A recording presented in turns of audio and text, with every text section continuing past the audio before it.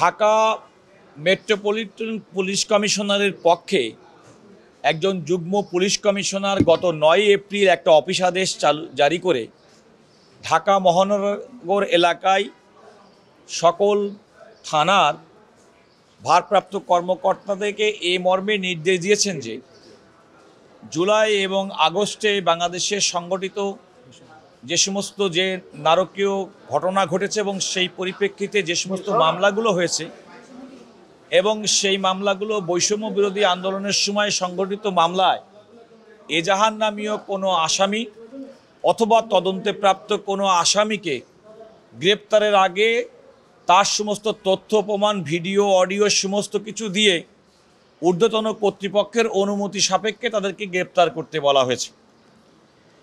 এটা এমনকি কোনো ব্যক্তি যদি তদন্তে প্রাপ্ত হয় তাহলে তাকেও গ্রেপ্তারের ক্ষেত্রে ঊর্ধ্বতন কর্তৃপক্ষের পূর্বানুমতি নেওয়ার একটা বাধ্যবাধকতা আরোপ করা হয়েছে। আমরা আদালতকে যে কথাটি বলেছি যে বাংলাদেশে ফৌজদারি ব্যবস্থায় আসলে কিভাবে কোনো মামলা রুজু হওয়ার পরে কিভাবে গ্রেপ্তার হবে, তদন্তপ্রাপ্ত আসামি কিভাবে কখন গ্রেপ্তার হবে, সমস্ত কিছু আমাদের ফৌজদারি কার্যবিধিতে বিধৃত আছে। দ্বিতীয়ত, আমাদের সংবিধানে উল্লেখ করা আছে কোনো ব্যক্তি যদি কোনো পুলিশ কর্মকর্তা কগনাইজেবল অফেন্সে যদি কোনো কারণে গ্রেপ্তার করেন 24 ঘন্টার মধ্যে তাকে ম্যাজিস্ট্রেটের সামনে উপস্থিত করতে হবে। এই কথাটি আমাদের ফৌজদারি কার্যবিধিতেও আছে। আদালতের সামনে আমরা উল্লেখ করেছি যে কোনো নাগরিক, নিরীহ নাগরিক কোনো কারণে অন্যায় গ্রেপ্তার কিংবা অন্যায় বিচারিক প্রক্রিয়ার শিকার হোক সেটা আমরা প্রত্যাশা করি না। এবং আমরা আদালতকে এও বলেছি যে যদি এমন কোনো ঘটনা দেখা যায় যে কোনো ব্যক্তিকে কোনোভাবেই হয়রানি করার উদ্দেশ্যে করা হচ্ছে সেক্ষেত্রে যথাযথ কর্তৃপক্ষকে আদেশ তারা দিতে পারেন। কিন্তু প্রচলিত আমাদের যে বিচারিক যে প্রক্রিয়া, আমাদের পেনাল কোড, আমাদের সিআরপিসি, আমাদের সংবিধান এবং পুলিশ রেগুলেশনস অফ বেঙ্গলে পুলিশ কিভাবে কাজ করবেন সেটা উল্লেখ করা আছে।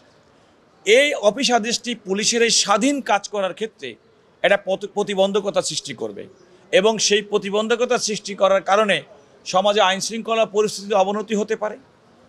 এমনকি এরকম একটি আদেশ প্রতিপালন করতে গেলে অনেক ক্ষেত্রে পুলিশের বিরুদ্ধে অতীতে যেভাবে আমরা অভিযোগ দেখেছিলাম যে নানা কারণে আসামিকে গ্রেপ্তার করার জন্য হয়রানির মাধ্যমে অর্থ আদায় পরিবারকে জিম্মি করা, এমন একটি সুযোগ এবং আশঙ্কাও তৈরি হবে।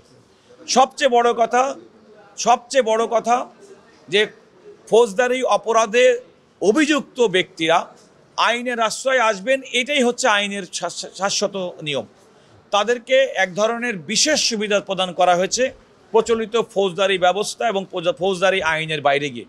যেটা আমরা আদালতকে বলেছি যে এই আদেশটি সম্পূর্ণভাবে আমাদের সংবিধানের সঙ্গে সাংঘর্ষিক, সম্পূর্ণভাবে আমাদের সিআরপিসির সঙ্গে সাংঘর্ষিক, সম্পূর্ণভাবে আমাদের দেশে পুলিশ রেগুলেশনস অফ বেঙ্গলের সঙ্গে সাংঘর্ষিক। আরেকটি কথা, আমাদের দেশের সর্বোচ্চ আদালত সুপ্রিম কোর্ট ব্লাস্ট মামলায় কোনো আসামি গ্রেপ্তার হলে তার প্রতি কীভাবে পুলিশ আচরণ করবেন, তিনি কি আইনি সুবিধা পাবেন সেটি উল্লেখ করেছেন।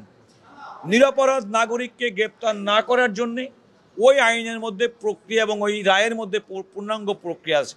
এই সমস্ত প্রক্রিয়াটাকে সম্পূর্ণভাবে অগ্রাহ্য করে এমন একটি ব্লেটেন্ট অফিস আদেশ দেওয়ার কারণে আমাদের ফৌজদারি ব্যবস্থা, বিশেষ করে পুলিশের যে দায়িত্ব এবং কর্তব্য, সেই দায়িত্ব এবং কর্তব্য থেকে তাদেরকে বিরত রাখা, নিষ্ক্রিয় রাখা, এই একটা প্রচেষ্টা করা হয়েছে বলে আমরা আদালতকে উল্লেখ করেছি।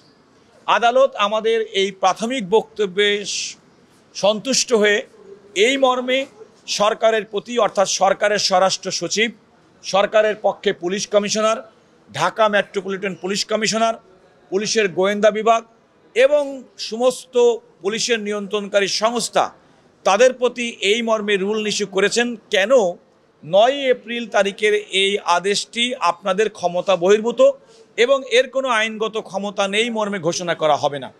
আদালত একই সঙ্গে ওই আদেশের, অফিস আদেশের অর্থাৎ 9/4/2025 তারিখের যে আদেশের মাধ্যমে পুলিশকে কোনো ফৌজদারি মামলার আসামি, বৈষম্য বিরোধী আন্দোলনের সময় দায়েরকৃত মামলার আসামি, এজাহার নামীয় এবং তদন্তপ্রাপ্ত আসামিদেরকে গ্রেপ্তার না করার যে নির্দেশ দিয়েছিল প্রকারান্তরে, সেটির কার্যকারিতা স্থগিত করেছে।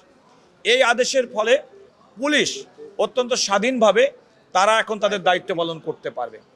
একজন নাগরিক হিসেবে একটি কথা বলে রাখি, যেহেতু এই মামলাটি জনস্বার্থে আমাদের সুপ্রিম কোর্টের একজন আইনজীবী করেছেন, আমরা কিন্তু আদালতের কাছে সুস্পষ্টভাবে বলেছি আমাদের কোনো উদ্দেশ্য না কোনো নিরীহ নাগরিক, কোনো কারণে ইনোসেন্ট নাগরিক কোনো কারণে হয়রানির শিকার না হোক, সে মিথ্যা মামলায় হোক, মেজার নামী আসামি হোক কিংবা তদন্তপ্রাপ্ত আসামি হোক, কিন্তু সরকার প্রদত্ত আদেশের মাধ্যমে যেন আমাদের ফৌজদারি ব্যবস্থাটাও ক্ষতিগ্রস্ত না হয়।